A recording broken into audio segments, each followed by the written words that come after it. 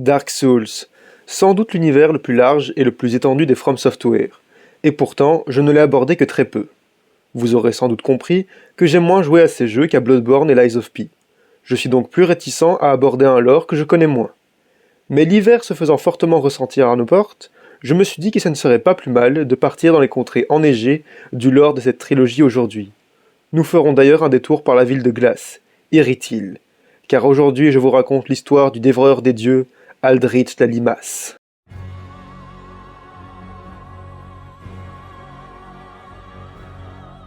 Aldrich est un boss obligatoire du jeu Dark Souls 3. Si vous ne le tuez pas, vous n'accédez pas à la suite du jeu. Il est reclus dans la courte zone d'Anor Londo, déjà présente dans le premier volet, et en est le seul boss. Armé d'un arc et d'une sorte de hallebarde, il use de ses flèches et surtout de sa magie pour combattre à distance et éviter d'être touché. Au début de son histoire, Aldrich est un prêtre du culte blanc. Donc autant commencer par là, sinon il n'est pas possible de comprendre la suite de son récit. Autrefois, le dieu du soleil Gwyn avait plusieurs enfants. Le plus jeune avait pour nom Gwyndolin et était le dieu de l'éclipse. De constitution fragile, Gwyn ne voulait absolument pas que ce soit lui qui lui succède au trône d'Anor Londo, et préférait transmettre sa couronne à son aîné, le redoutable dieu de la guerre. Bien qu'en principe Gwyndolin n'avait, de par sa position de naissance, aucune chance d'être le prochain roi, son père l'éleva comme une fille, l'habillant comme telle. La succession étant réservée aux garçons, il était désormais sûr que son cadet ne prendrait jamais le trône. Cependant, il n'y eut jamais de succession au règne de Gwyn. Le feu primordial faiblissant, celui-ci dut quitter la capitale d'Anor Londo pour aller le raviver, parce que des fois il se déravive. Les autres dieux, privés de leur souverain, quittèrent eux aussi peu à peu la ville. Seuls restèrent Gwyndolin et Lloyd. Ce dernier, un important prêtre vénérant les dieux, créa en leur absence le culte blanc. Gwyndolin fut associée symboliquement à cette religion, mais un peu comme une mascotte en fait, genre comme Mickey à Disneyland. Peu après, les dieux furent anéantis par un mort-vivant revenu de sa tombe, ce qui plongea le monde dans les ténèbres. Des siècles plus tard donc, un jeune homme du nom d'Aldrich rejoint ce culte, désormais localisé à Irithyll, la capitale d'Anor Londo, ayant été abandonnée depuis longtemps après la défaite des dieux. Cette religion est alors administrée par l'archidiacre actuel, Sullivan.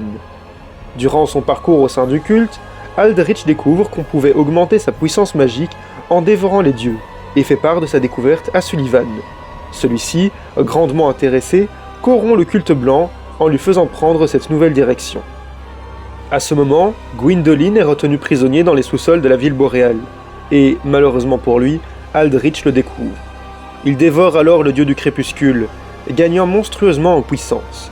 Sullivan, prenant peur d'être détrôné par ce prêtre plus puissant que lui, l'exile d'Irithyll, lui donnant tout de même une poupée magique, lui permettant de revenir un jour et de franchir les limites magiques de la cité.